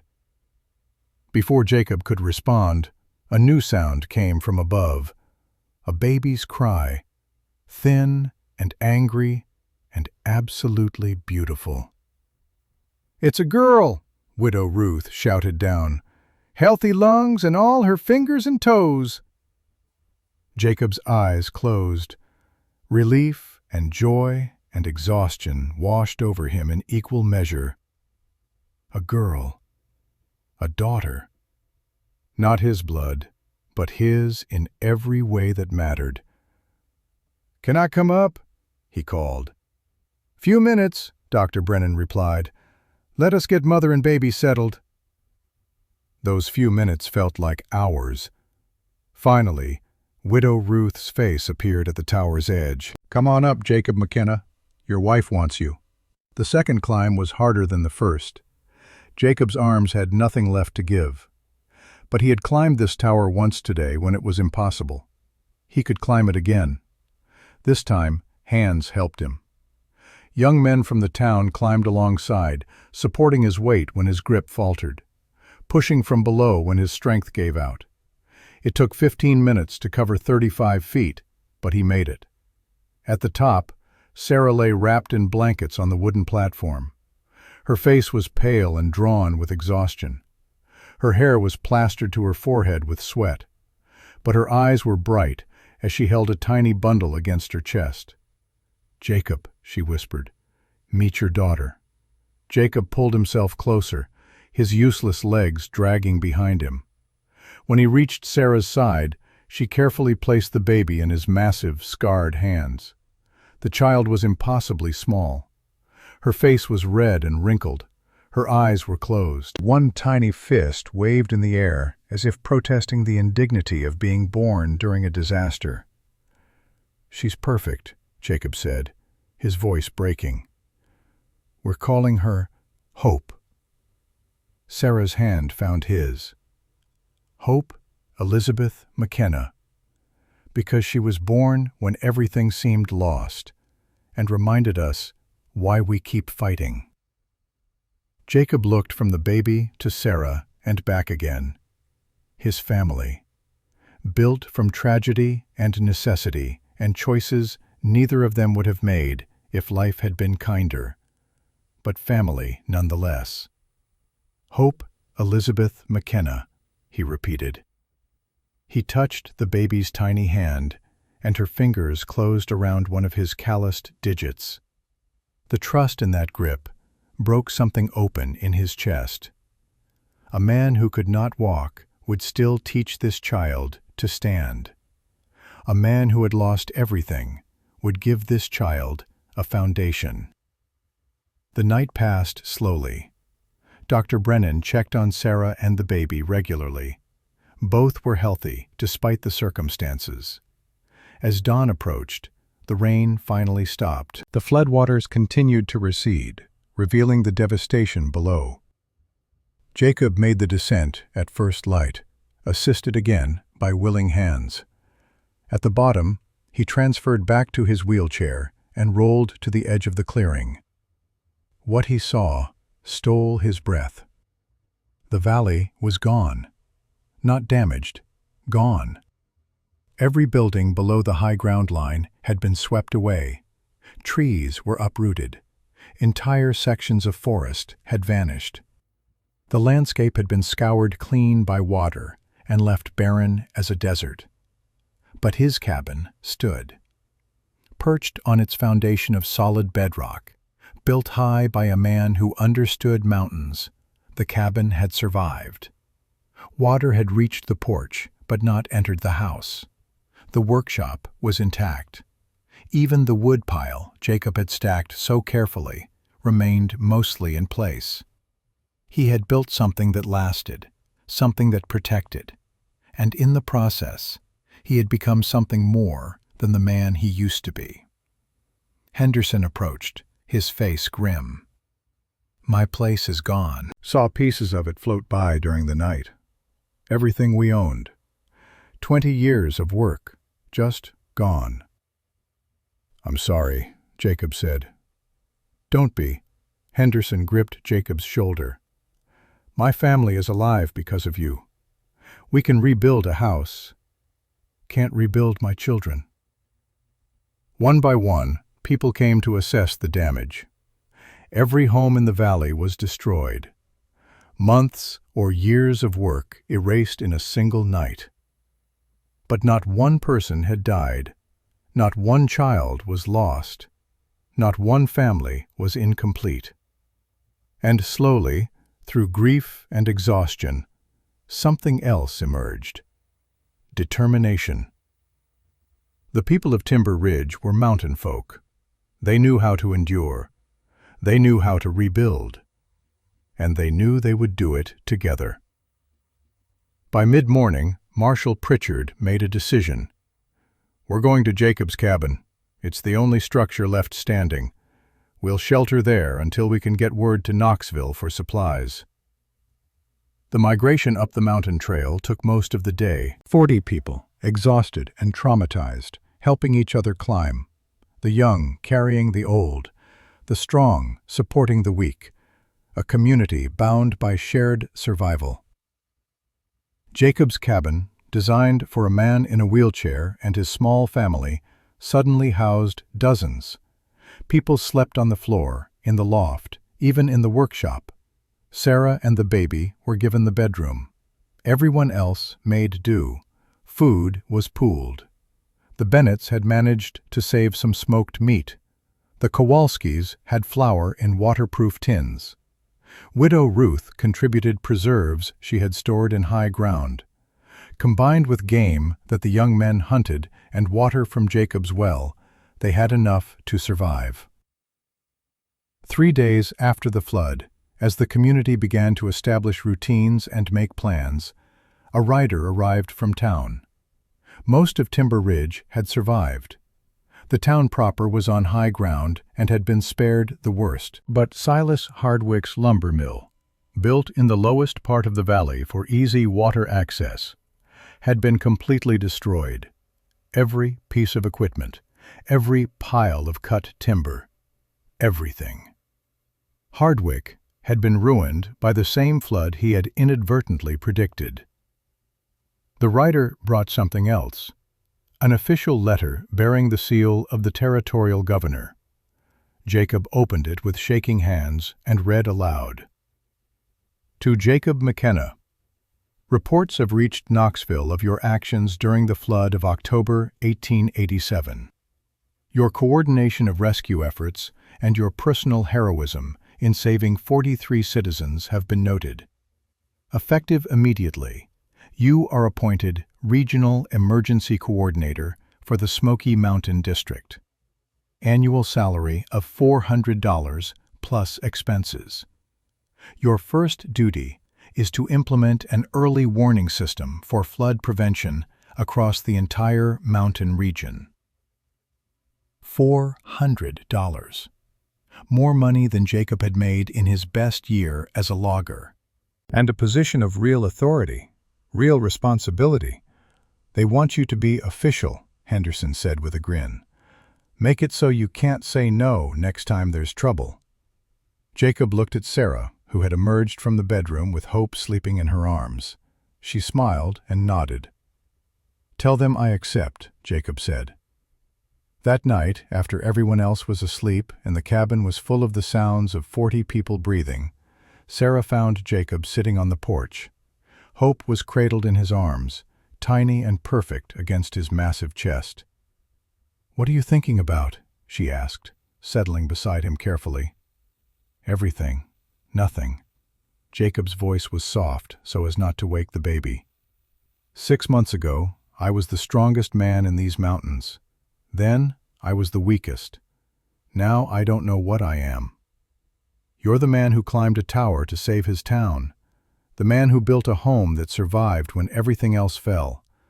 The man who made us a family. Sarah leaned her head on his shoulder. That's what you are. My legs are still broken, Sarah. I might walk someday, or I might not. That doesn't change. No, she agreed. But you don't need to walk to stand for something. You proved that. They sat in silence, watching the stars emerge as the clouds finally cleared. Below them, the devastated valley lay dark and empty. But around them, in the cabin Jacob had built, life continued. Children dreamed. Families healed. Hope, in all its forms, persisted. A week after the flood, as people began the work of rebuilding, another visitor arrived. Cherokee Joe emerged from the forest as if he had always been there. He approached Jacob's porch and studied the man in the wheelchair with ancient eyes. "Mountain gave you back your legs," Joe said, "but you gave Mountain your heart first." "I don't understand." Joe smiled. "Strong man breaks under weight. Wise man learns to carry it different. You learned." He handed Jacob a small, carved figure, a bear standing on its hind legs, carved from dark wood. But this bear had one paw raised not in threat, but in benediction. "You are guardian now, not because you stand, because you refuse to fall." Joe disappeared back into the forest, leaving Jacob holding the carving and pondering words he would not fully understand for years.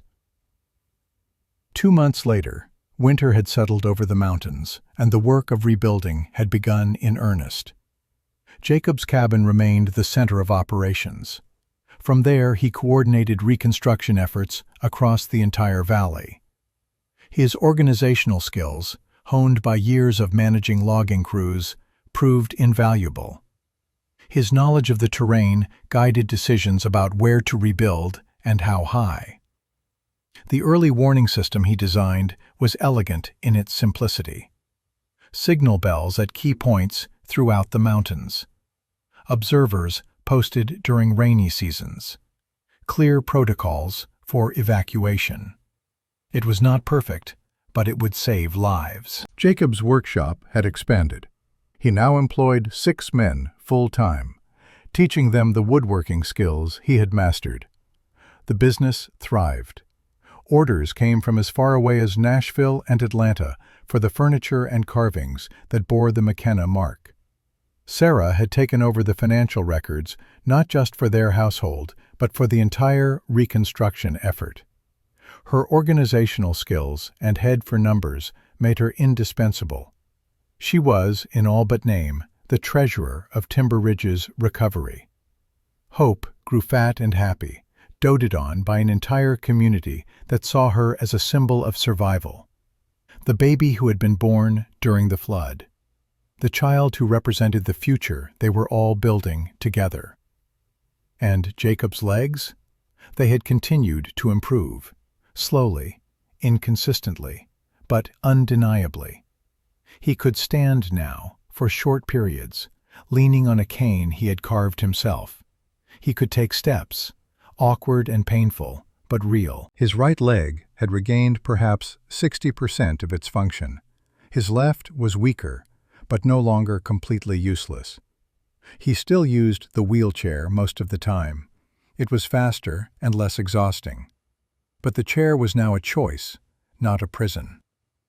Then, on a cold January morning, a telegram arrived from the territorial capital. The governor was making an inspection tour of flood-damaged areas. He would be visiting Timber Ridge, and he wanted to meet Jacob McKenna personally. The governor arrived 3 days later with an entourage of officials and newspapermen. He was a tall, distinguished man in his 50s, with silver hair and sharp eyes that missed nothing. Jacob met him on the porch of his cabin, standing with the aid of his cane. Sarah stood beside him, hope in her arms. Behind them, the entire community had gathered. "Mr. McKenna," the governor said, extending his hand, "your work here has been remarkable. The coordination, the rescue efforts, the rebuilding." "I've read all the reports. Just doing what needed doing," Jacob replied. The governor smiled. "That's what every hero says." He looked around at the assembled crowd. "I'm here to make you an offer. Regional Director of Emergency Management for all of East Tennessee, based in Knoxville. Salary of $800 per year. A house provided. Staff to assist you. The chance to implement your warning system across the entire territory." It was a fortune, a position of real power. Everything that the old Jacob, the man before the accident, would have dreamed of achieving. The crowd murmured excitedly. Henderson clapped Jacob on the back. Even Marshal Pritchard looked impressed. But Jacob looked at Sarah, at Hope, at the cabin behind them that he had built with his own hands, at the community that had become his family. "Governor, I appreciate the offer, I truly do, but my work is here." The governor's eyebrows rose. "You're turning down this position?" "I'm choosing a different one." Jacob's voice was steady. "These mountains made me who I am, broke me down, and built me back stronger. The people here trusted me when I had nothing left but my hands and my word. I won't leave them now." He paused, looking out over the valley that was slowly coming back to life. A man can chase glory his whole life and die empty, or he can build something that lasts, something that matters to people who matter to him. I choose to build." The governor studied him for a long moment. Then he smiled. "You know, Mr. McKenna, I think you might be the wisest man I've met in politics. Keep the coordinator position, keep your salary, and know that when we need advice on how to serve rather than be served, we'll come to these mountains to find it." He turned to address the crowd. "Ladies and gentlemen, you have a guardian here who understands that real strength is measured not by what a man can do, but by what he refuses to give up on. Protect him as he has protected you." The crowd erupted in applause. The governor shook Jacob's hand again, this time with genuine respect rather than political courtesy. After the officials left, Sarah took Jacob's arm. "You could have had everything. Money, power, a place in the capital." "I have everything," Jacob replied. He looked at Hope, at Sarah, at the home they had built together. "This, right here, this is everything." That evening, as the winter sun set over the mountains, Jacob stood on his porch without his wheelchair. His legs trembled with the effort, but they held him. Not perfectly, not the way they once had, but enough. He would never be the man he was before the accident. That man had died when the tree fell. But the man he had become was stronger in ways that mattered more.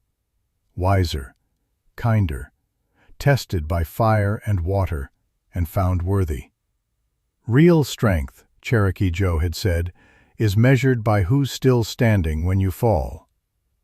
Jacob McKenna was standing, and he would keep standing, in whatever way his body allowed, for as long as his people needed him, because that was what guardians did. Spring came to the Smoky Mountains in 1888 with a gentle insistence of new life.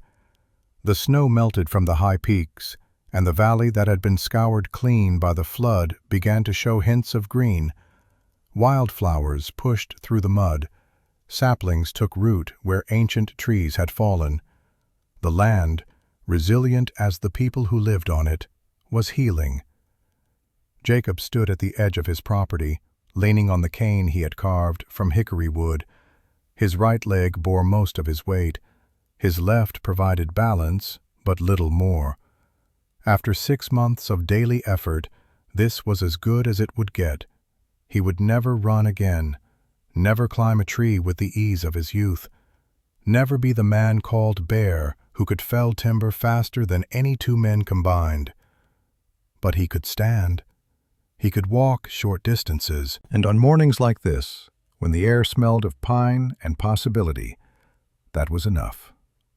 Behind him, the sound of construction filled the air. Timber Ridge was being rebuilt, and every new structure incorporated the lessons Jacob had taught them: higher foundations, reinforced walls, escape routes designed into every home. The town that rose from the flood would be stronger than the one that had fallen. Jacob's workshop had become the heart of the reconstruction. 8 men now worked under his guidance, crafting not just decorative pieces, but structural elements. Beams and joists cut to precise specifications. Furniture built to last generations.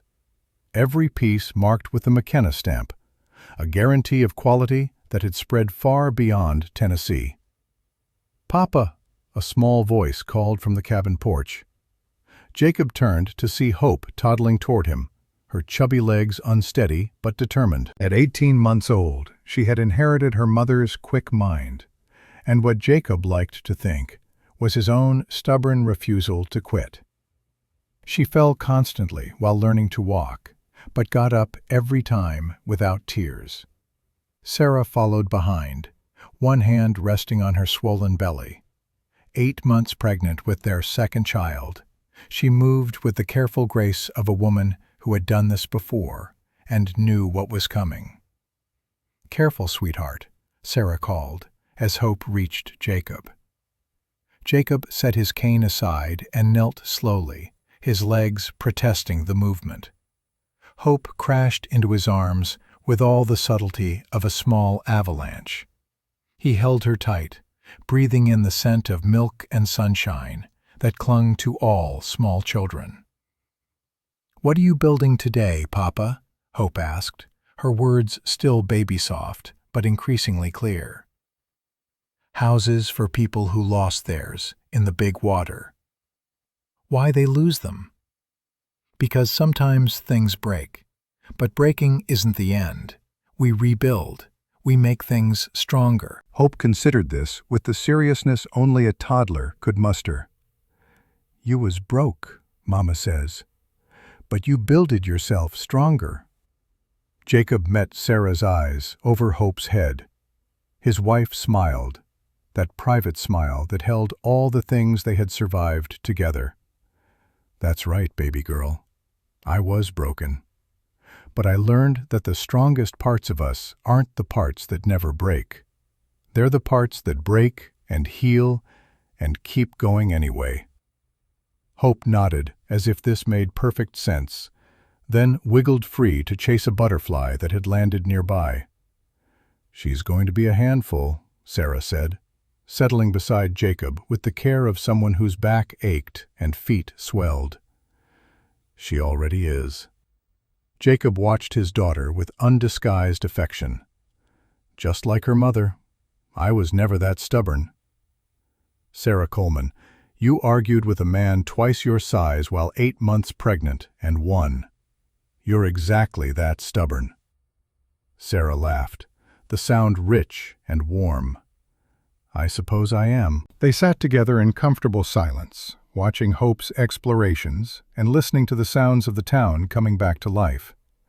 This, Jacob thought, was what he had been building toward. Not a return to who he was, but the creation of something new, something better. A rider appeared on the trail, moving fast. As he drew closer, Jacob recognized young Caleb, now 17, and filling out into the kind of lean strength that came from hard work and mountain living. "Uncle Jacob," Caleb called, swinging down from his horse. "Marshal Pritchard needs you in town. There's been news about Hardwick." Jacob's expression hardened. The lumber magnate had been in the territorial prison in Knoxville for the past 6 months, awaiting trial on fraud charges. "What kind of news?" "He escaped 3 days ago. Pritchard got word this morning. They think he might be headed back here." The peace of the morning shattered like glass. Sarah's hand found Jacob's arm, her grip tight. "Would he really come back?" she asked. "He has to know we'd see him arrested again." "Desperate men do stupid things," Jacob replied, the words Marshal Pritchard had spoken months ago coming back to him. "And Hardwick lost everything, his mill, his money, his reputation. Men like that don't think straight." He pushed himself to his feet, reaching for his cane. "Get the word out. I want every family on alert. And find Cherokee Joe. He sees things in these mountains that others miss." Caleb rode off, and Jacob turned to Sarah. "Take Hope inside. Stay there until we know what's happening. Jacob, please." His voice was gentle but firm. "I can't coordinate defense and worry about you at the same time." Sarah searched his face, then nodded. "Be careful. Our children need their father. They need their mother, too. So you stay safe." Marshal Pritchard arrived within the hour, bringing with him a dozen armed men from town. They gathered in Jacob's workshop while he spread maps across his workbench. "If Hardwick's coming here, he'll use the mountain trails. The main road is too exposed." Jacob traced routes with his finger. "There are 3 approaches: the North Ridge, the Creek Trail, and the Southern Pass. We can't watch all 3 with the men we have," Pritchard said. "We don't need to watch. We need to funnel." Jacob marked positions on the map. "We block 2 trails. Make them obvious but not insurmountable. Any man with woods experience will see through it and avoid those roots. Pushing him to the third trail. Exactly. The southern pass. It's narrow, with good sight lines. We can see him coming from half a mile away. Henderson, who had proven himself capable during the flood, stepped forward. You want us to set a trap? I want us to be ready. There's a difference. If Hardwick comes peacefully, we take him peacefully. But we don't give him the chance to hurt anyone. The preparation took the rest of the day. Men positioned themselves along the southern pass. Families in the valley were moved to high ground as a precaution. Jacob coordinated everything from his workshop, his mind working through contingencies and backup plans with the precision that had made him a legendary logger. As night fell, Cherokee Joe appeared at the workshop door as if summoned. "He comes tonight," the old Cherokee said, without preamble. "Brings fire and anger. Seeks what he can never have back." "How many men with him?" "Alone." Joe's dark eyes were sad. "Broken men often are." Jacob nodded slowly. A lone man was less dangerous than a group, but potentially more unpredictable. Desperation made people capable of terrible things. The hours passed slowly. Jacob waited in his cabin with Sarah and Hope, while armed men kept watch in the darkness. The moon rose full and bright, turning the forest silver. Near midnight, the signal came. 3 sharp whistles from the southern pass. Someone was approaching. Jacob emerged onto his porch, cane in hand. Marshal Pritchard and his men had taken positions around the property. Caleb stood ready with a rifle he barely knew how to use, but carried anyway.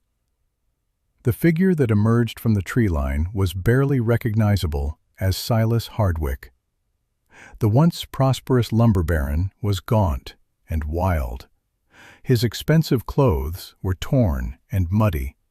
His face was haggard, eyes sunken and burning with something that might have been madness. He carried no visible weapon, but his hands were clenched into fists. "McKenna!" he called out. His voice was hoarse, as if he had been screaming. "You destroyed me." "You destroyed yourself," Jacob replied calmly. "I just refused to let you destroy me too." "I had everything," Hardwick's voice broke. "The mill, the contracts, the respect. I built an empire in these mountains. Now it's gone, all of it, because of you and your flood. The flood wasn't my doing. Nature doesn't take sides, but you survived." Hardwick laughed, a sound with no humor in it. "The cripple on the mountain survives, while the strongest man in the valley loses everything. Where's the justice in that?" Jacob leaned on his cane, studying the broken man before him. "There's no justice in floods, Silas. No fairness in accidents or disasters. But there's choice in how we respond. I chose to adapt, to build. You chose to take and threaten and hurt. Our outcomes reflect our choices." Hardwick took a step forward. Marshal Pritchard's men tensed, but Jacob raised a hand, stopping them. "You want justice?" Jacob continued. "Then turn yourself in. Face the law. Serve your sentence. Come out the other side and build something honest. It's not too late." For a moment, something flickered in Hardwick's eyes, something that might have been hope or recognition. Then it died. "Too late? I'm 50 years old and I have nothing, not even my dignity." Hardwick's shoulders sagged. "What's the point of going on?" "The point is tomorrow," Jacob said quietly, "and the day after that, and all the days that follow, where you get to choose again." I was broken too, Silas, crushed under a tree, lost the use of my legs, lost everything I thought made me who I was. But I found out that who we are isn't about what we can do. It's about what we refuse to give up on. What did you refuse to give up on? Hope. Jacob's voice was steady. The belief that tomorrow could be better than today if I worked to make it so. Hardwick stared at him for a long moment. Then, slowly, the fight went out of him. He sank to his knees in the mud, his face in his hands. "I'm sorry." The words came out broken. "For the threats, for trying to take your home, for everything. I'm so tired." Marshal Pritchard moved forward slowly, manacles in hand. "Silas Hardwick, you're under arrest for escape from lawful custody. Will you come peacefully?" Hardwick nodded, not resisting as the cuffs closed around his wrists. As Pritchard led him away, Hardwick looked back at Jacob one last time. "How did you do it? How did you find the strength?" "I didn't find it," Jacob replied.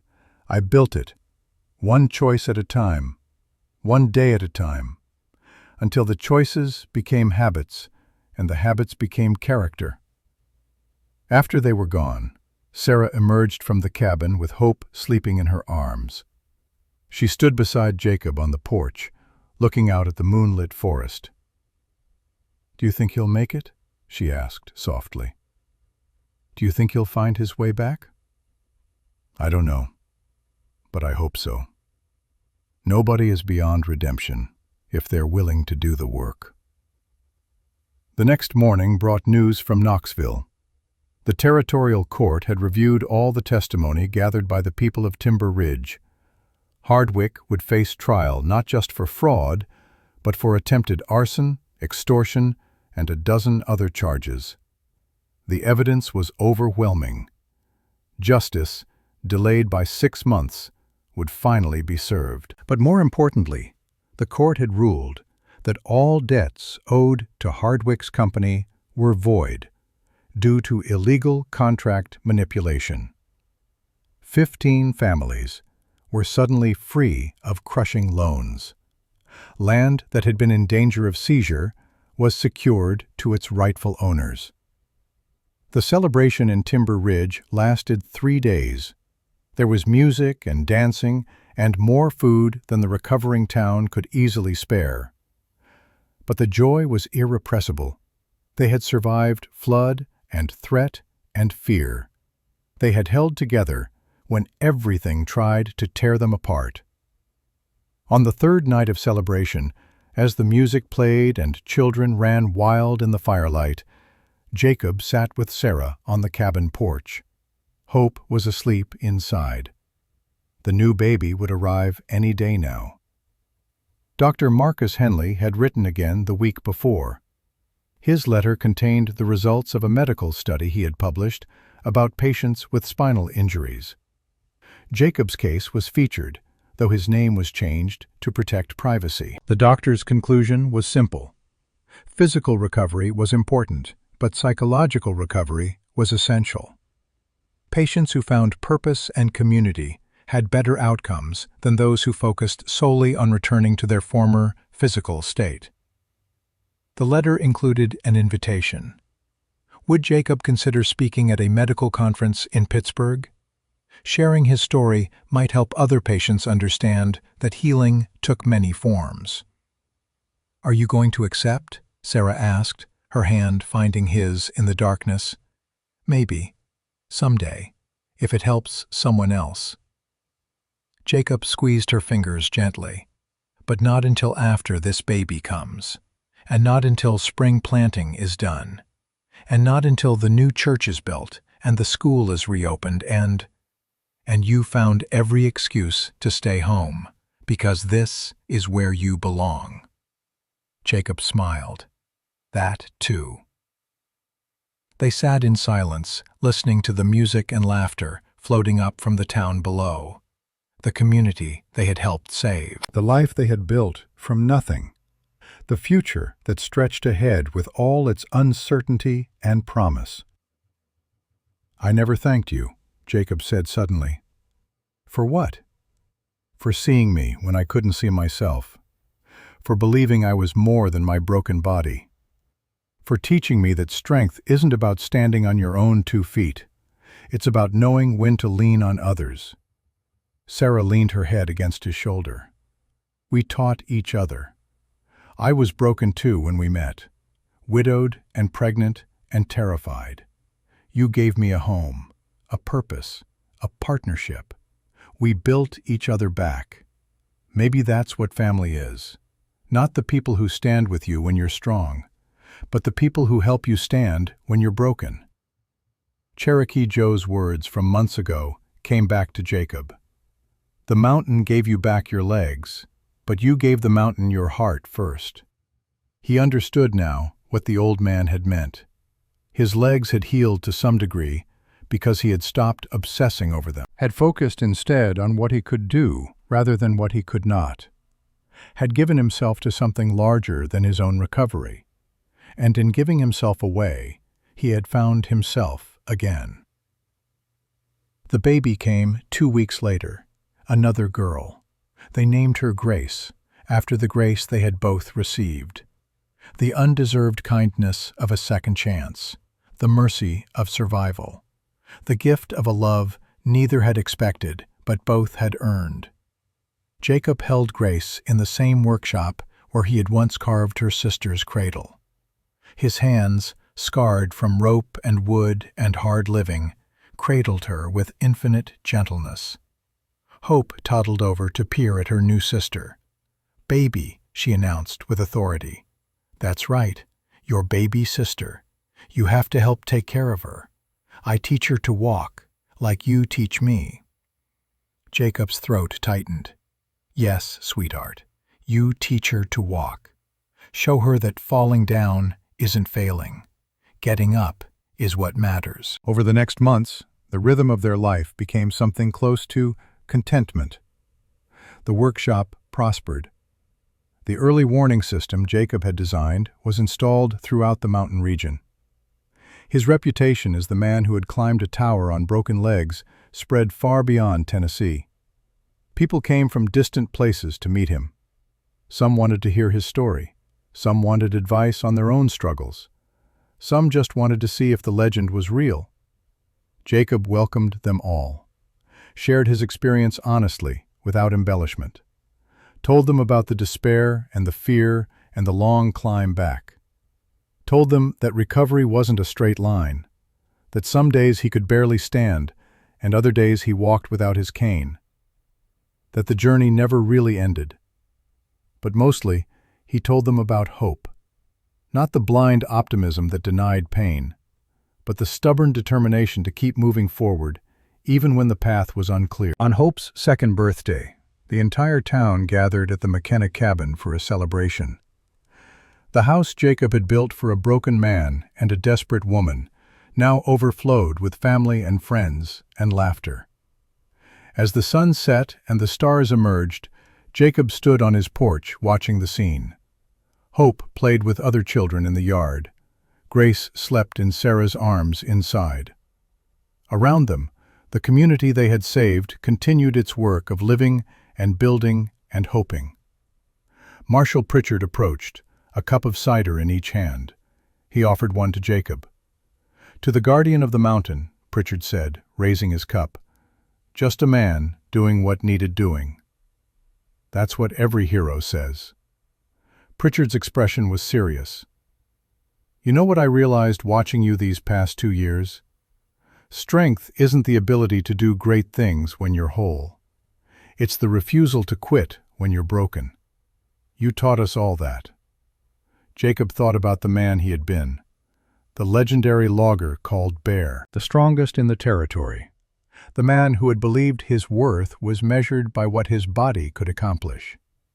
That man had died under a falling tree, but in his place had risen someone better, someone who understood that real strength was measured not by what you lifted, but by who you lifted up, not by how high you climbed, but by how many you brought with you.